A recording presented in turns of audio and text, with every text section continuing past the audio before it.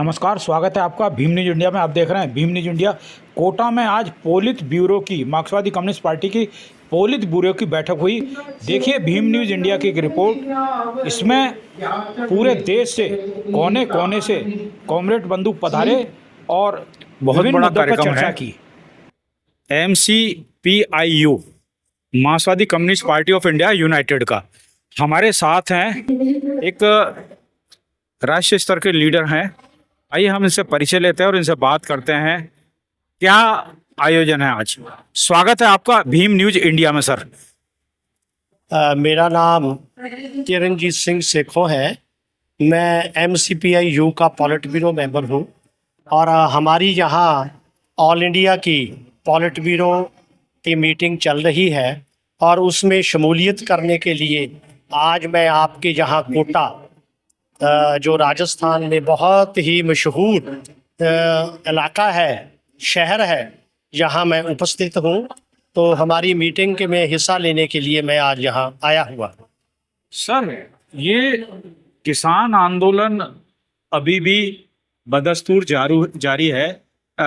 Sindhu border पे लोग आज भी शायद पड़े हुए हैं और सुप्रीम कोर्ट ने एक व्यवस्था दी थी कि भाई किसानों को बातचीत का रास्ता अपनाना चाहिए, हरियाणा और पंजाब गवर्नमेंट के साथ, और स्पेस देना चाहिए आम आदमी को। इसके बारे में क्या कहेंगे? पहले तो बताइए वो 3 काले कानून क्या हैं, पहले उसके बारे में बताइए। क्योंकि क्या है, जो किसान हैं उनको तो इस कानून के बारे में पता है, लेकिन किसानों से ही आम जनता जुड़ी हुई है, तो उनकी नॉलेज में भी तो होना चाहिए ये कानून क्या है, 3 काले कानून। देखो, ये जो 3 काले कानून हैं, ये एक तो जो हमारे किसान की जिनस है, जो वो पैदा करता है, तो वो जाके मंडी में जब वहाँ बेचता है, तो वो जो मंडी का सिस्टम था वो ख़त्म करना चाह रही थी केंद्रीय सरकार, भी मंडी ख़त्म हो जाए। डायरेक्ट जो अडानी, अबानी और ऐसे जो वो हैं, वो आके डायरेक्ट किसान से जो है परचेजिंग करें। तो हम चाहते थे इससे शुरुआती दौर में हो सकता है भी जो ये अडानी अबानी के बड़े बड़े सीलो बनाए गए वो कुछ रेट ज़्यादा दे देंगे, पर समय के बाद वो मतलब जैसे बाकी ओपन मार्केट में हो रहा है उसके साथ ये हमारे ऊपर जो है इसका भाव कम कर देंगे, और जब बीच में से सरकार चली जाएगी और डायरेक्ट परचेजिंग होएगी तो हमें नुकसान होगी।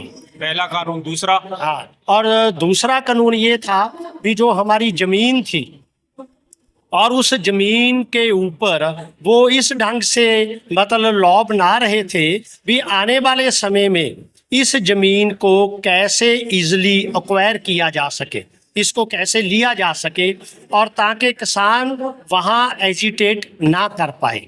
और हम चाहते थे किसान की परमिशन के बिना, किसान को या किसान की ऑर्गेनाइजेशंस को साथ लिए बिना ऐसा कोई कानून पार्लियामेंट में नहीं बनाना चाहिए। हमारी किसान की जितनी भी संस्थाएं हैं, जितनी ऑर्गेनाइजेशन है, उन्हें शामिल करना चाहिए हमें।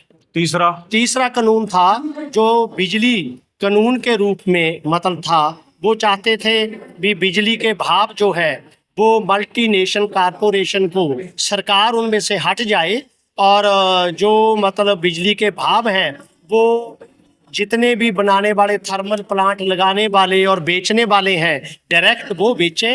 और इससे जो किसान को एग्रीकल्चर के लिए ख़ास तौर पे पंजाब में हमें फ्री इलेक्ट्रिसिटी मिलती है, उसको ख़त्म करने जा रहे थे। हम नहीं चाहते थे भी जहाँ इतने बड़े बड़े पूंजीपतियों का कर्जा सरकारें माफ़ करती हैं, तो जो किसान फ्री बिजली लेकर और वहाँ पैदावार करता है और वो पैदावार हमारे देश के जन समूहों को खाने के लिए आसानी से मिलती है, तो उसके ऊपर मतलब कोई बंदिश नहीं लगनी चाहिए। MSP कानून के बारे में बताइए। तो MSP कानून जो था वो हम चाहते हैं किसान जो है वो एक फसल पैदा करता है, उसके ऊपर जो उसकी कॉस्ट आती है वो उसमें अपनी लेबर लगाता है, उसमें खाद डालता है, उसमें पानी डालता है, और 1 क्विंटल को पैदा करने में जितना उसका खर्च आएगा और कम से कम उसको उतना पैसा देना चाहिए और सरकार जो है जो रेट अब निर्धारित करती है वो कनक का हो, वो पैडी का हो, और उसमें वो हमारे जो लेबर के खर्चे हैं, जो किसान खुद अपने परिवार को लगाकर खेत में, और जो बढ़ी हुई कीमतें हैं पेस्टिसाइड की, इंसेक्टिसाइड की, उनको बीच में जोड़ के वो उसके मुताबिक हमें मतलब एक गेहूं की, पैडी की, चावल की और फसलों की देनी चाहिए। इसको मिनिमम सपोर्ट प्राइस के तौर पे हम कहते हैं। भी जो स्वामीनाथन का C2 प्लस 50% का फार्मूला था, वो एक एग्रीकल्चर एक्सपर्ट था, उसने बनाया था भी ये फार्मूले के तहत ही किसान को उसकी फसल की अदायगी की जाए। हमारी मांग थी भी स्वामीनाथन जी ने पूरी तरह मेहनत करने के बाद ये C2 प्लस 50% का जो फार्मूला है उसको इम्प्लीमेंट करो और उसके मुताबिक अपनी फसलों का भाव दो। सर, ये कॉन्ट्रैक्ट फार्मिंग के बारे में बताओ, इससे किसानों को नुकसान है का फायदा है? इसको नुकसान है। कॉन्ट्रैक्ट फार्मिंग जो है इसमें हमें नुकसान है, जैसे क्योंकि कॉन्ट्रैक्ट फार्मिंग में जब हम अपनी जमीन को किसी को कॉन्ट्रैक्ट के ऊपर दे देंगे और वो जमीन के ऊपर खेती करेगा, और उसमें मतलब किसान जो है हौली हौली जब कोई कॉन्ट्रैक्ट करके खेती करता है तो उसकी ओनरशिप को वो ख़त्म कर देंगे।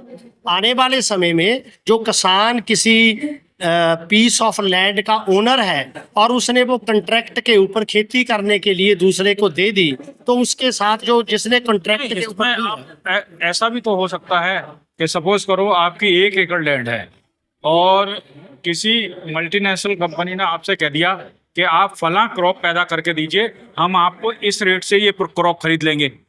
तो देखो बात ये है, ये जो कॉन्ट्रैक्ट फार्मिंग वाला फार्मूला है हिमाचल में ऑलरेडी फेल हो चुका है, क्योंकि अडानी ने जितने भी हमारे जो सेब हैं, एप्पल की खेती होती है और उसको कॉन्ट्रैक्ट के ऊपर किसानों से लिया और उनके साथ कॉन्ट्रैक्ट किया भी आपकी जो मतलब कॉन्ट्रैक्ट फार्मिंग के तहत इतनी प्राइस मैं दूंगा और आप ये पैदा करो, पर उसकी प्राइस वो दे नहीं रहा है। बहुत कम प्राइस एप्पल की वहाँ दे रहा है हिमाचल में, और वहाँ से जो हमारे पास रिपोर्ट है वो तकरीबन 5-10 रुपये पर केजी खरीद कर और ओपन मार्केट में आके वही एप्पल जो है वो 90 और 100 के करीब बिकता है। शिव साहब, कॉन्ट्रैक्ट फार्मिंग में जब बॉन्ड भरा जाता है तो फसल उगाने से पहले ही तय कर लिया जाता है कि हम इतने रुपए के हिसाब से लेंगे, तो उसमें फिर वो पलट कैसे सकते हैं? क्योंकि उसमें जो लॉ है, मतलब ये बात जब हमारी आर्ग्यूमेंट में आई कॉन्ट्रैक्ट फार्मिंग वाली, जो बड़ी बड़ी कंपनियां हैं, अब वो कंपनी जो है एक बहुत बड़ा प्रोजेक्ट लगाती है और वो प्रोजेक्ट लगाने के बाद सरकार से लोन लेती है और लोन लेने के बाद कहती है हम रीपे कर देंगे। और हमारे पास हमारे देश के बहुत उदाहरण हैं, वो जितने भी प्रोजेक्ट लगाए गए वो टोटली फेलियर सिद्ध हुए हैं,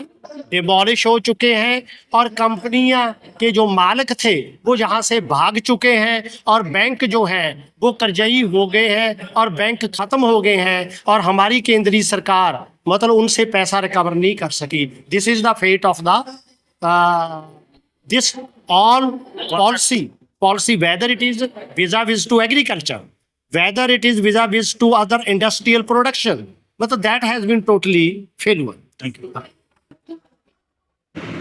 भीम न्यूज़ इंडिया को यूट्यूब पर सब्सक्राइब कीजिए, लाइक कीजिए, शेयर कीजिए, कमेंट्स कीजिए।